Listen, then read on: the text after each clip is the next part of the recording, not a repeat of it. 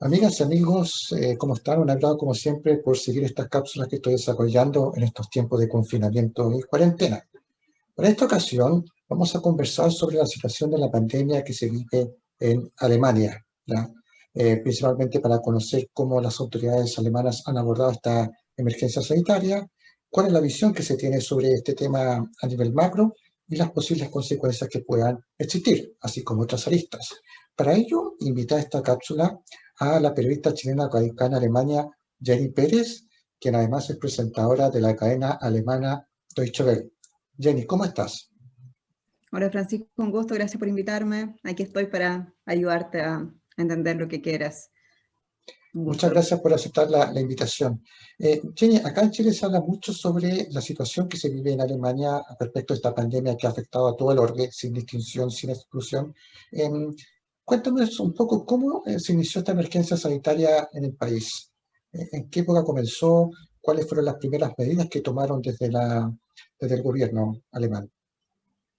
Yo creo que primero fue mucha sorpresa porque comenzó con este rebrote o brote que hubo en Italia y comenzaron el conteo de víctimas fatales. Todo fue muy rápido y en marzo, o sea, en la última semana de febrero ya hubo la primera reunión de la canciller Angela Merkel y en marzo ya teníamos las primeras medidas, pero realmente había mucha sorpresa, mucha confusión al principio, porque, claro, imagínate que Italia era el primer país de la Unión Europea que era afectado el país, digamos, después de China, entonces se conocía muy poco, China hasta ese momento había liberado muy poca información, entonces se tenía poca información, se especulaba mucho y realmente incluso en las primeras etapas del rebrote aquí en Alemania, que comenzó en Bayern, por una funcionaria de una empresa china, aún así las autoridades no sabían muy bien cómo reaccionar, cuál era la magnitud de esta situación. Por eso es que en verdad,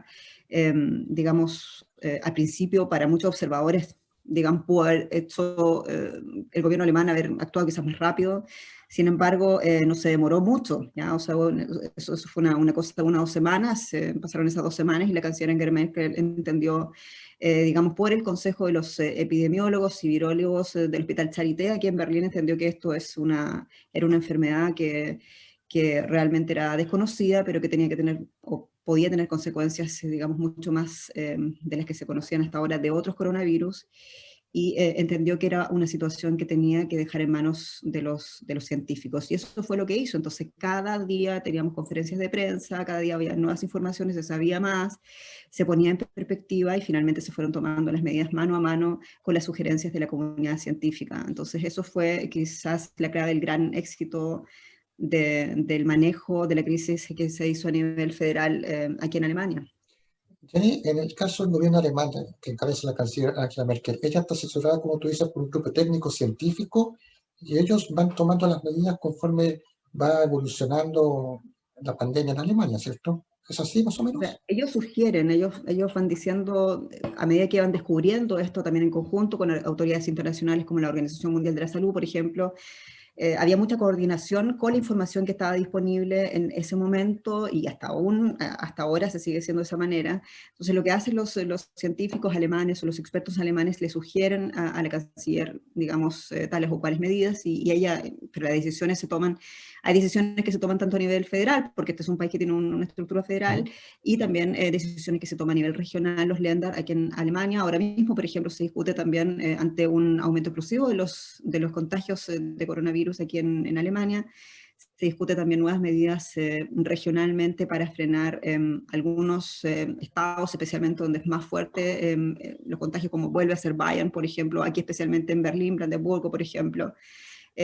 Qué hacer para evitar que estas decisiones sean asumidas a nivel federal y que realmente se apliquen a todos los estados, cuando en verdad se sabe que en el mapeo del coronavirus aquí en Alemania son algunos estados más afectados que otros. Así es, bueno, como en todos los países siempre hay un estado que tiene mayor cantidad de contagios que otro, dependiendo de la densidad poblacional, factores económicos, etcétera. ¿Cómo fueron las primeras semanas en Alemania cuando ya se dio a conocer la noticia? ¿Cómo fue la reacción de la población en un principio? ¿Susto o responsabilidad de que Yo estaban creo que frente a una sí, emergencia? había mucho miedo porque principalmente, o sea, bueno, aquí en Alemania la situación no llegó a ser dramática. Nosotros no tuvimos una cuarentena draconiana como la tuvo España, por ejemplo, como la tuvo Italia, pero sí estábamos viendo en tiempo real lo que estaba pasando en Italia y lo que estaba pasando inmediatamente después en España. En el caso concreto mío, por ejemplo, yo trabajo en Deutsche Welle y tengo muchos colegas españoles, o sea, veíamos cómo la situación para ellos era dramática, porque tenían sus padres en España, sus hermanos, sus tíos, sus familias, y veíamos cómo se moría tanta gente, o sea, realmente era un momento difícil también para el trabajo, tuvimos que adaptarnos rápidamente en ver cómo no dejar de informar, porque, claro, nuestro trabajo de televisión, por ejemplo, es un trabajo muy presencial, o sea, exige que sea presencial, pero tuvimos que adaptarnos en plazos de pocos días y decir esto hay que tratar de abordarlo, digamos, de una manera que no signifique un impacto, digamos, en el contenido y mucho menos ahora que estamos en una crisis de la que tan poco conocemos, ¿no? Y eso era, sobre todo ese punto del que preguntas, fue en marzo, en abril, sabíamos poco, veíamos que había muchos muertos y claro, las autoridades decían lo que podían y algunas medidas se podían tomar, porque te acordarás tú el gran debate de si usar mascarilla o no usar mascarillas. Y en un ¿Cómo momento fue? cuando ya estaba claro que había que usar mascarillas, pero no habían mascarillas, y tampoco aquí en Alemania había mascarillas, Jenny, ¿no? cuéntanos un poco eso, sí, del tema de los insumos, porque, bueno, uno siempre, Ujú. lo que conversamos antes de la cápsula, de que siempre uno mira a los países desarrollados, como el caso de Alemania, que por lógica debe tener insumos, su sistema médico debe ser eh, avanzado, conforme a la historia que tiene Alemania, tiene una nutrida historia en contribución científica y médica para todo el orden. ¿Cómo están preparados? ¿Cómo fue ese tema? O sea, yo creo que, a ver, es un país rico, es un país del primer mundo que tiene una infraestructura de salud pública muy desarrollada, naturalmente, pero cuando hablo de algo tan sencillo como la mascarilla, por ejemplo, o sea, ustedes deben saber que Alemania, por ejemplo, y una de las grandes reflexiones que se hacen de esta crisis es lo que se produce fuera, ¿no? O sea, en este país, ¿no? De las condiciones del producto per cápita que tiene y todo este país dejaba, digamos, hacer todas sus medicinas en China, por ejemplo, en otros también, en otros fabricantes, siendo uno de los países que tiene más laboratorios del mundo. Las mascarillas, los insumos médicos tampoco se producían acá en su mayoría. Entonces, ¿qué pasó en esta cosa de la crisis? Tú sabes que cada país, principalmente China, necesitó un stock enorme para su población para frenar el brote, que pasó que no llegaron los pedidos que necesitaba Alemania, ni los que necesitaba Italia, ni los que se necesitaba tampoco en España. Alemania en un momento dice, nosotros no vamos a exportar tampoco lo que tenemos que exportar, porque Alemania, hay firmas alemanas que también exportan, ¿no? Insumos médicos. En un momento eso fue una decisión muy controvertida a nivel político federal, donde dijeron las firmas, nuestras firmas que producen, digamos, implementos médicos o insumos médicos no van a venderlos al exterior porque es primera necesidad de seguridad de Estado. Fue muy controversial porque Italia y España estaban reclamando como socios de la Unión Europea haber quedado solos en ese momento, ¿no? Entonces implicó casi un quiebre, ¿no? Tú te recordarás cómo fue el debate incluso a nivel político, pero hubo una fuerte presión ciudadana, una fuerte presión de la prensa, también fue una decisión, o sea, que esta cuestión hay que entender así como que no es fácil para nadie que esté en el gobierno de la bandera política que tenga esta crisis, encontró a los gobiernos totalmente desprevenidos, ¿no? Pudieron haberse hecho mejor las cosas y algunos son más hábiles, algunos tenían mejores contactos, todo eso se ve en el manejo de una crisis, ¿no? Pero esto fue grande para todos los gobiernos, yo creo que incluso para el alemán. Y cuando hablamos, por ejemplo, he hablado con colegas también de Chile o que sé yo, de México o Argentina, con quienes hablamos también nos preguntan, bueno, eh, pero bueno, a nosotros no nos ha ido mal, ¿no? Pero mira cómo les ha ido en Alemania, pero es que no podés comparar un país, por ejemplo, como Chile o como Argentina o México con Alemania. O sea, es una comparación, primero, que no sirve y segundo, que es injusta también, porque Alemania tiene otro nivel de ingresos. Es un país que está, digamos, en las primeras ligas, el motor de la economía europea y no se puede comparar con ningún país, digamos, de latinoamericano, de ingresos latinoamericanos. Alemania hay que compararlo con países como por ejemplo Nueva Zelanda o Corea del Sur o Japón. Alemania siempre estuvo muy de cerca mirando lo que estaba haciendo, de hecho, Corea del Sur y cómo estaba haciendo Japón para manejar su crisis. Y en muchos ítems aquí en la prensa le decían al gobierno alemán que estaba en minus, o sea, que estaba en menos. Quiero decir que había cosas que estaban manejando mejor los países asiáticos como Japón o como Corea del Sur. Eso, Entonces quería, eso, no, claro, ¿cómo reaccionó la prensa en general? ¿Cómo ha sido la recepción hasta ahora, incluso porque la emergencia no ha terminado, todo lo contrario, ahora están entrando en una suerte de rebrote? Pero ¿cómo ha sido el manejo de la prensa en general en yo creo Alemania? que, yo creo que de la crisis una de las cosas muy buenas que ha pasado es bueno, nosotros todos seguimos trabajando haciendo lo mismo, ¿no? Tú en tu lugar, tengo contacto con muchos colegas en distintos países de América Latina, pero yo creo que esta pandemia nos obligó a todavía eh, ofrecer un trabajo más profesional, más exhaustivo, más investigativo, porque también vimos cómo en tiempo real las noticias falsas, las fake news se tomaban, ¿no? En todas las plataformas de las redes sociales. Y claro, muchos de nosotros entendimos que era la manera también de hacerlo, conversar con otros medios, conversar con otros colegas sobre lo que estaba sucediendo. O sea, esto fue realmente, se tematizó en muchas redes de periodistas en los Estados Unidos, en el que uno del Central Night de Texas, en el que estuve participando, por ejemplo, porque también incluía un problema ético, ¿no? O sea, claro, ¿cómo informar de algo que no conocemos? Entonces tenés que volver a tus fuentes, tenés que ir a los que no hacíamos periodismo científico, tenemos que ir al periodismo científico a entender qué pasa con este virus, cuáles son, ¿no?, las características de este virus, cómo realmente se contagia. O sea, es partir de una situación de cero. Y eso fue un gran desafío, sigue siendo un desafío, pero es nuestra obligación ética y moral no ceder en este aspecto. Espérate, ¿cómo han sido las últimas semanas en Alemania? Porque ya están entrando el otoño, es una época complicada en Europa. Históricamente en Europa el otoño-invierno siempre ha sido duro. Bueno, ahora con el cambio climático está un poco desordenado los tiempos acá. Pero, Ujú. ¿cómo será la situación? Compleja, me imagino. O sea, a ver, yo vivo acá en Berlín, estoy en un barrio más bien alejado del centro de la ciudad, donde están la mayor parte de los contagios. Ha aumentado, te comentaba al principio, digamos, espectacularmente los contagios. O sea, si antes teníamos, por ejemplo, 1.000 contagios por día o menos de 1.000, ahora tenemos más de 4.000.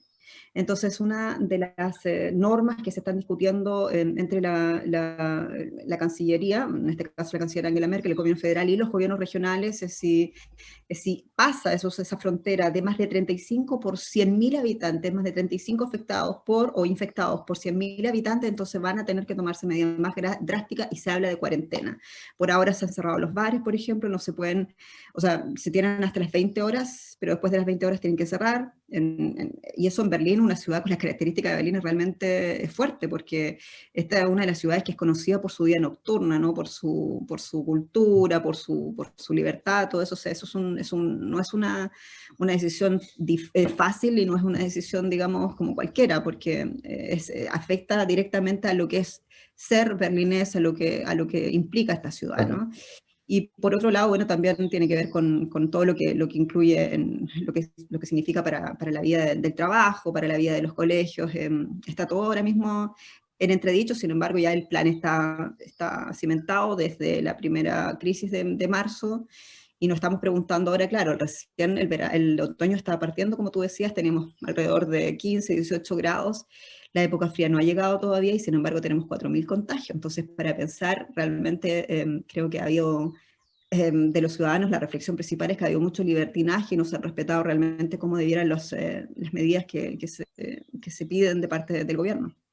Sí, ¿cómo ha sido el tema de los colegios? Porque acá en Chile ha sido todo un tema de si los escolares Mm. deben asistir a unas clases. ¿Cómo está la situación allá en los colegios en Alemania? Eso depende también, por supuesto, de cada ciudad, depende de cada unidad administrativa, ¿cierto?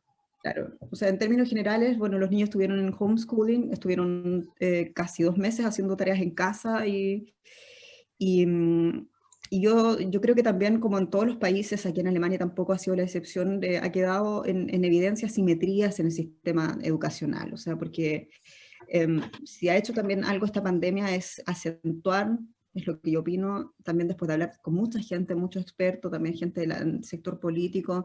Esta pandemia ha hecho acentuar las diferencias sociales, las diferencias no económicas, y aquí en Alemania tampoco ha sido la excepción. Entonces hay colegios, por ejemplo, que tenían los profesores, tenían menos acceso a los computadores, pasa aquí en Alemania o pasa aquí en Berlín, y claro, ellos tenían menos herramientas para abordar mejor una situación, digamos, desde casa, ¿no? Entonces, bueno, afortunadamente el gobierno, como tiene recursos, este gobierno, entonces, bueno, pudo implementar un plan, se compraron más computadores para profesores, para los alumnos igual, pero era una situación que tampoco es que se puede, por más que compren computadores, no se puede solucionar de un día para otro, ni tampoco dentro de un año. Entonces, esa asimetría, esas diferencias, naturalmente siguen acentuando mientras, digamos, no haya digamos, un plan fijo para esta situación, y no lo va a haber porque todavía estamos aprendiendo a conocer el virus, o sea, este virus es bastante rebelde. Así es. ¿Hay esperanza para el próximo año que exista vacuna? ¿Alemania está participando de eso? No sé si me puedes Claro, contar un está poco. desarrollando una vacuna de un laboratorio privado que que le quiso comprar Donald Trump. El presidente de Estados Unidos le ofreció al dueño de este Biotech, se llama el laboratorio, y bueno, el dueño dijo que no, que eso no iba a ser para ningún país en particular, sino que apenas pudieran desarrollar la vacuna alemana, dicen, la vamos a compartir con todo el mundo, ¿no? Entonces, de hecho, no sé, ¿te acuerdas? Los primeros test, por ejemplo, de coronavirus también surgieron de laboratorios alemanes, porque este es un país que tiene muchos laboratorios, uno de los que tiene más laboratorios en el mundo. Entonces los primeros test de coronavirus se produjeron acá, se vendieron, costaban $7, y en el mercado en otros países, inclusive en América Latina, lo estaban vendiendo por el doble o el triple del precio, ¿no? Eso es lo que pasa digamos, incluso pasó especulación a ese nivel, ¿no? Con los test de coronavirus. Entonces el tema de la vacuna, claro, es un tema, tú lo sabes, un tema también científico, pero es un tema político. O sea, ¿dónde va a ir a dar la vacuna? Aquí hay mucha especulación, o sea, aquí la gente hay una gran discusión de si vacunarse o no, pero dicen si se vacunan, van a vacunarse con la vacuna alemana. Y la vacuna alemana va un poco más atrasada que las otras vacunas, versiones rusa y la versión de Estados Unidos que hemos conocido. Así que, pero aún así aquí los expertos también dicen, o sea, el hecho de que logremos una vacuna no significa que vamos a ganar la batalla contra este coronavirus, porque es un coronavirus, como todas las cepas de coronavirus se van evolucionando.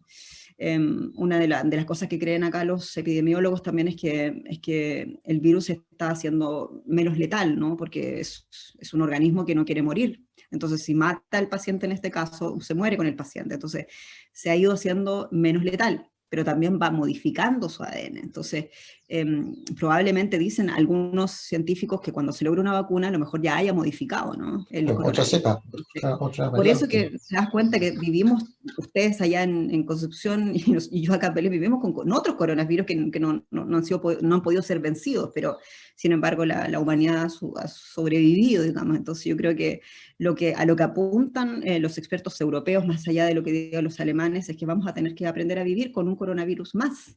Sí, ¿Mm? o sea, sin hacer como otros tantos virus que no han atacado a la historia de la humanidad y hemos tenido que convivir. Finalmente, Jenny, ¿cómo ha sido para ti en lo personal toda esta experiencia? Años que tú resides en Alemania, ¿habías visto una situación similar de crisis como esta, por ejemplo?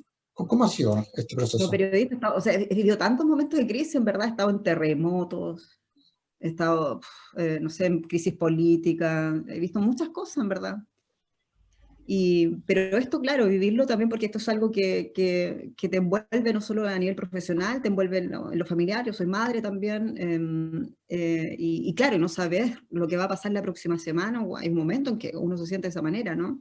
Es duro, no es fácil, y yo por lo mismo tengo mi madre, por ejemplo, en Chile, tengo hermanos, tengo íntimos amigos, y hasta ahora, gracias a Dios, no he perdido a nadie, pero conozco a otra gente, sí se ha muerto por el virus, y realmente es difícil porque no puedes hacer nada, o sea, es una impotencia, y lo que sí podemos hacer es tratar de seguir siendo responsables y contando lo que sabemos, lo que no sabemos, no decirlo, no inventarlo, más bien preguntar a la gente que sí sabe, porque yo creo que esta es la época de silencio cuando no se sabe, y es la época de ser muy responsables, de no inventar, porque eso, en lo típico chileno, si no sabe, inventa.